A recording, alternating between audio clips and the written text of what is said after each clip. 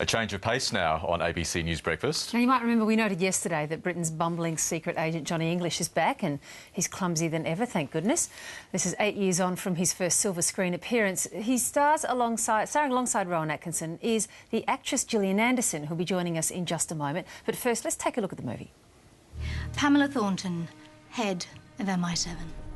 Johnny English. Have a seat. You've been away for some time, English. But you haven't been forgotten. Come on.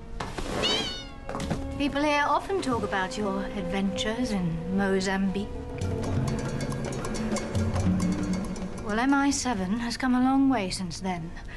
The guns, the fast cars, and the chauvinism are all on their way out. Frankly, I didn't want to see you back. You are everything I came into this service to change. But my hands are tied. And there are times when one has to go against it. We have a situation. Indeed. Only him. One of the stars of the movie, Gillian Anderson, joins us now on the couch. Gillian Anderson, good morning, welcome. Hi. Hi. What's it like working with a guy like that? Well, you know, it's interesting because you'd think that it would be a laugh a minute, but it's actually quite serious business.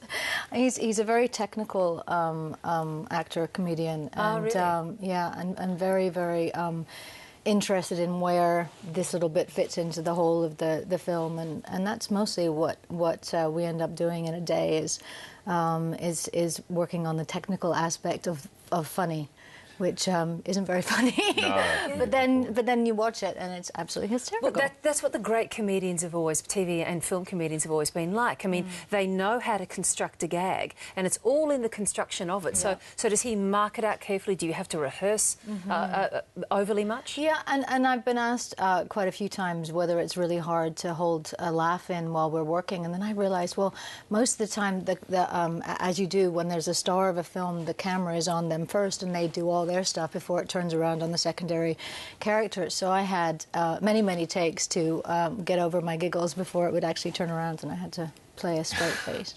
How did you approach your role? As the English would say, you did a spiffing job as M, the head of MI7. Well, not exactly as M, but yeah, you know, it all ends up being in the script. A lot of people have asked whether I studied Judi Dench because of the not so many similarities, but you know, it's all whatever's on the page and whatever comes to you. Not much research in that respect. Well, I was also wondering if perhaps you're able to draw on some early experience as well, because your very early life was actually based over in England, but I don't know how strong your memories are of that time. I think you were there for quite a while, weren't you? Yeah, I was there until I was 11, so big memories. And I actually had to work really hard once we moved to the States to get rid of all my Britishisms. And did you have an English accent at that stage? Oh, I was a full-on British brat, yeah. And how'd that go down in the Midwest? Yeah, exactly. Well, at first I had a lot of friends, and then after they got sick of me taking advantage of all the gum they would give me, I didn't have any friends anymore. Now, you don't need us to tell you about the obsessive and some might even say slightly crazy X-Files fans who are watching you this morning on this program and have been begging us even to play the theme song, which we won't be doing. But I was interested in when you first headed towards television, or it looked like it was going that way. You were a little hesitant. You didn't wanted to start off in television. You had a theatre background. Well, I had a theatre background in terms of college. I did that, and that was my dream. And my dream was always to do film. I love film. I'm a bit of a cinephile, and when I got this role, you know, I thought that it was only going to be, you know, maximum of a year's work. And 13 eps or something. But it was the biggest paycheck I'd ever seen, even though, you know, it wasn't that big in comparison. It blew my mind, and there was no question that I was going to do it. It was just supposed to be a little sideline rather than a lifetime sideline. You were somewhat uncomfortable with that role at the time and after the series ended, but you've grown more comfortable with that mantle in the years since? Well, I think it's not that I was uncomfortable with the role, it was that it was such a whirlwind experience that I don't think I even had time to sit back and look at it from a broader perspective. And it wasn't until I'd been away from the series, I think, for about 3 or 4 years that I was able to go, wow, that was really cool. I'm really glad I was part of that. There's a possibility of another X-Files film, I hear? Well,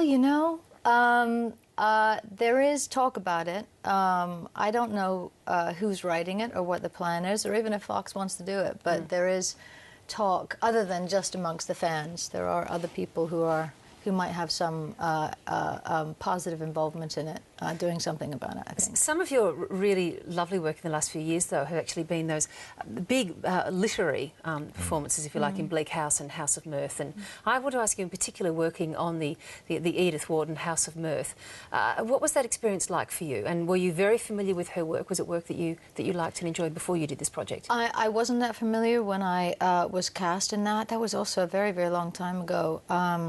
But it was, it's funny because I saw some pictures of it recently, and I was like 12, I think, when I filmed that. It was incredible. You know, it was in the middle of shooting the X-Files, and I had a very small hiatus, and went away to Scotland and the borders of England to shoot this period drama that it was wonderful. A big challenge for you in terms of change of language when you're switching from, say, the script of X-Files to the language and script that you're dealing with here. Oh, yes. If you had your choice, you've got a very impressive stage career as well. If you had your choice, what would it be? If you had your druthers, stage, film, TV? I kind of have that right now. I have a mixture of all three of them, which suits me just fine. It's much easier. It is getting easier in the States, but in the UK, it's always been quite easy for actors to be still respected as actors and move easily between theatre, film, and television. And so that's what I get to do, being over there, and it's awesome. A great life. Gillian Anderson, really good to meet you. Enjoy your stay. Thank you. Thank you.